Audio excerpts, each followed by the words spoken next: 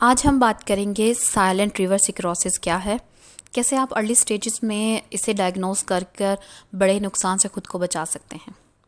Liver cirrhosis का मतलब है लीवर में स्कार टिश्यूज़ का बनना। लीवर इंसानी जिस्म में एक पावरफुल ऑर्गन है। लीवर की सबसे बड़ी क्वालिटी इसकी रेजिलियंस है। यह हर किस्म की बीमारी को आखिरी हद तक रेजिस्ट करता है और ख़ुद को रीग्रो कर सकता है। हेल्दी लिवर टिश्यू का स्कार टिश्यू में तब्दील होकर लिवर सिरोसिस का सबब बनना एक ग्रेजुअल प्रोसेस है।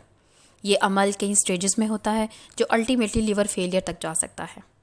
अर्ली स्टेजेस में अगरचे कई सालों तक ज़्यादा सिम्टम जाहिर नहीं होते, लेकिन बग़ैर किसी वजह के हर वक्त की थकावट लिवर सिरोसिस के अर्ली सिम्टम्स हो सकते हैं।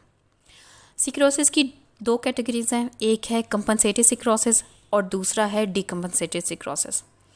कंपनसेटिव सिरोसिस है कि बॉडी कंपनसेट कर रही होती है, सिचुएशन को कॉप अप करने की कोशिश कर रही होती है, सिम्टम्स को दबाने की कोशिश कर रही होती है, बॉडी को नॉर्मल रखने की कोशिश कर रही होती है और कोई सिम्टम्स नज़र नहीं आता, लेकिन थोड़े ही अरसे के बाद ये डीकम्पनसेटिव सिरोसिस में तब्दील हो जाता है।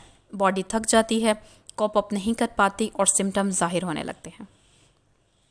लिवर सिरोसिस की ये कुछ अलामात हैं जिनमें स्पाइडर एंजियोमा, स्किन पर रेड डॉट्स नज़र आने लगते हैं। इन डॉट्स में स्पाइडर वेब की तरह का एक वेब स्ट्रक्चर बनना शुरू हो जाता है।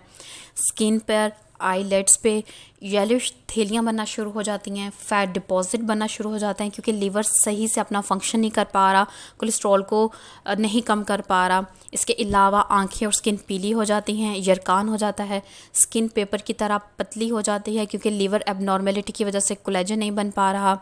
इसके अलावा पेट के बीच में पानी की थैली बन जाती है, दिखने में पेट निकला हुआ लगता है, ऐसा लगता है जैसे आपने वेट गेन किया है या वज़न बढ़ाया है।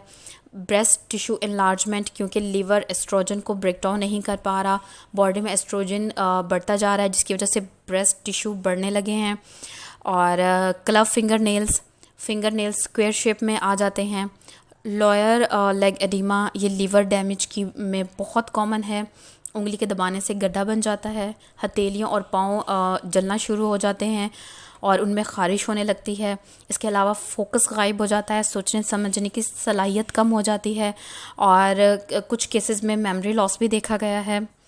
लीवर ट्रांसप्लांट की लिस्ट पे जो लोग होते हैं उनको भी सपोर्टिव मेडिसिन में रखा जाता है। सिम्टम्स को कम करने की कोशिश की जाती है, लेकिन रूट कॉज पे बहुत कम बात की जाती है।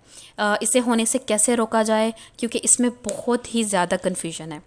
Liver cirrhosis non alcoholic fatty liver की वजह से हो रहा होता है बेसिकली, और नॉन अल्कोहलिक फैटी लीवर जुड़ा है डायबिटीज़ से, मेटाबॉलिक और ओबेसिटी के साथ। ये सब शुरू होता है इंसुलिन रेजिस्टेंस से, जो कि नॉन अल्कोहलिक फैटी लीवर में जंक फूड, हाई कार्बोहाइड्रेट्स, ज़्यादा शुगर इंटेक से, बिला वजह के एंटीबायोटिक खाने से और या कुछ केसेस में वायरस के इन्फेक्शन से इंसुलिन रेजिस्टेंस ट्रिगर हो जाती है। और इंसुलिन रेजिस्टेंस होती है हाई लेवल ऑफ इंसुलिन की वजह से।